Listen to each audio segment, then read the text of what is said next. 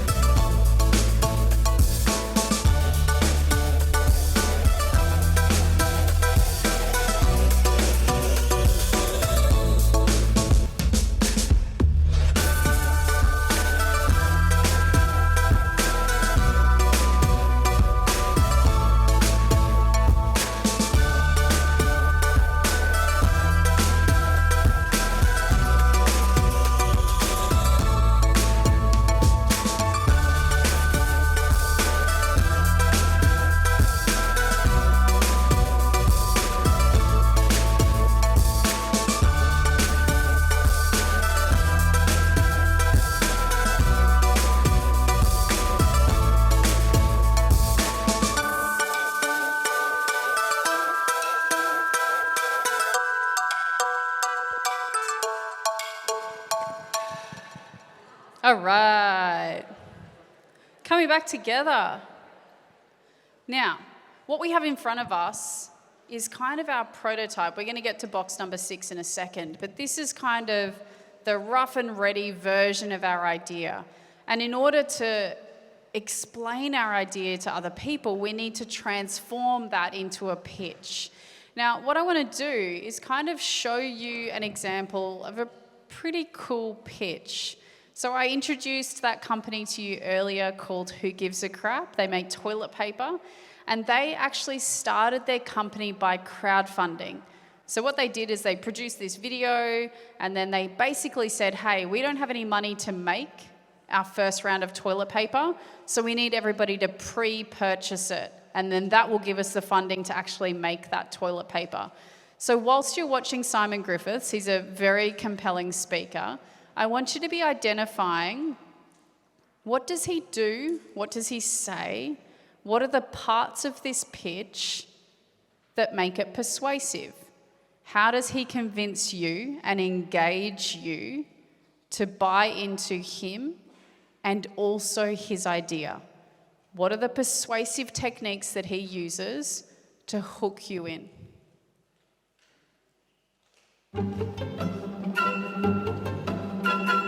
Hi, I'm Simon Griffiths, co-founder of Who Gives a Crap. We reckon every trip to the bathroom should be a feel-good experience. So we've spent the last 2 years developing the only toilet paper that delivers one every time. Who Gives a Crap? It's a breakthrough on so many levels. Let me take you through them. It's better for the environment, and we've cut the nasties, so it's better for your body. That feels good. But unlike other recycled toilet paper, we're all about comfort. So it has a beautiful fluffy texture and low PTR, or poke-through rate. That feels good. You can choose to buy it off the shelf or have it home delivered. Either way, it costs the same as other brands, but comes with 1,200% more puns. That feels good. But here's where we're really on a roll. 50% of our profits go to sanitation projects in the developing world. You see, while a trip to the bathroom can be the ultimate feel-good experience for some, for many, it's not, because 2.4 billion people don't have access to a proper toilet. The bad stuff ends up in waterways, causing diseases that fill half the hospital beds in the developing world. That doesn't feel very good. And that's why we're donating 50% of our profits to WaterAid. WaterAid help the world's poorest people access clean water, sanitation, and hygiene education. They're literally saving the world from the bottom up. It's as simple as that. We take something that everybody needs and use the proceeds to help people in need. And that feels really good.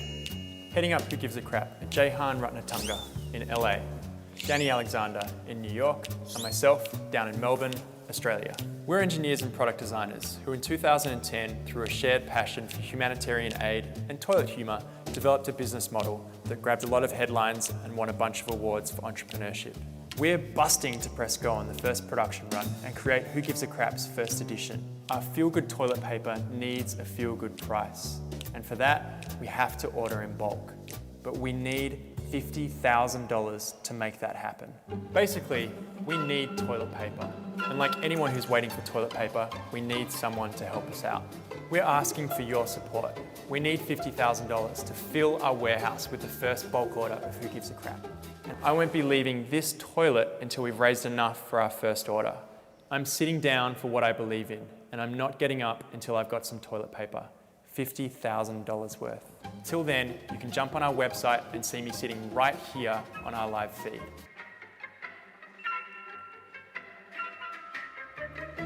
So please, bit of help? It's pretty good, right? So rather than just say, hey, my name's Simon, I sell toilet paper and it funds toilets, can you give me 50 grand? Which you probably would turn around and say, no, Simon, I'm not interested in giving you 50 grand. He's actually put together and crafted this compelling pitch that tells you about the problem, so sanitation in the developing world, tells you about his solution, toilet paper, tells you about why his toilet paper is better, and then has that ask or that vision at the end. But he does it through humour, He does it through like emotionally engaging you in the story of the problem. He gives you facts and statistics. He's crafted this compelling pitch to convey the information in a way that makes you want to jump in and support him.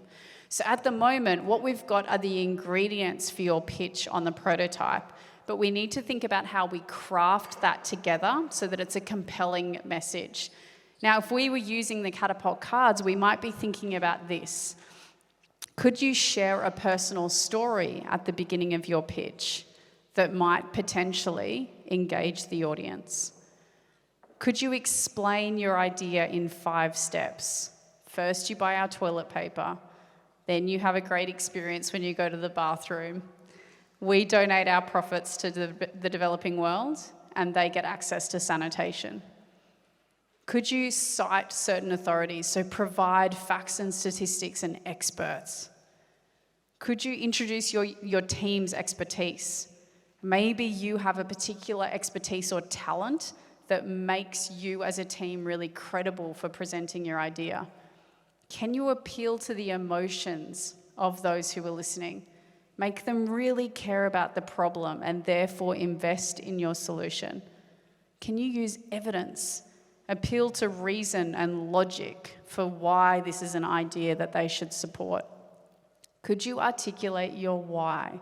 Remember, our panelists this morning all talked about that problem connecting to why they do the things that they do.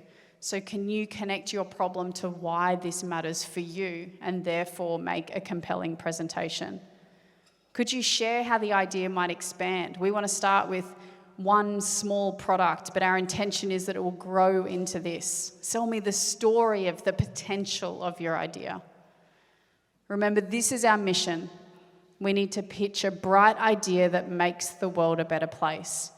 So now what we need to do is convert that prototype that we've got, all of the ingredients, into a 60-second elevator pitch. So if you only had 60 seconds to convince some judges of how good your idea is, what information would you craft to create that? Now you'll notice that the last box in our prototype is almost this notion of how do we bend the future. This should be where you finish your pitch. Sell me on the dream about how the world will be different as a result of your idea. So what we're going to do now is we're going to take 15 minutes and you need to convert your storyboard into a 60-second pitch script. So you can flip your storyboard over and write there. And this will be what you submit for the potential to win the grand prizes as the brightest idea. So I want you to think about how can you put together 60 seconds that is compelling. Now, I will cut you off at 60 seconds. You don't get 61 seconds. At 60 seconds, the entire room will start clapping. It is the kindest way to make you stop. So make sure you time your presentation to a T. 60 seconds, craft your compelling pitch, sell me how good your idea is.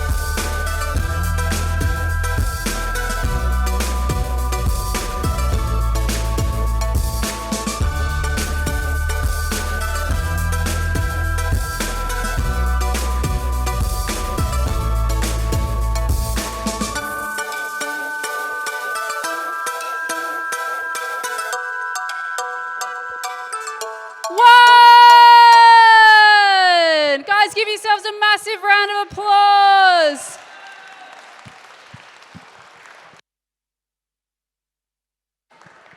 Oh my gosh, I feel a little bit anxious at the end of that time. Who's feeling a little bit stressed out after that anxiety rising?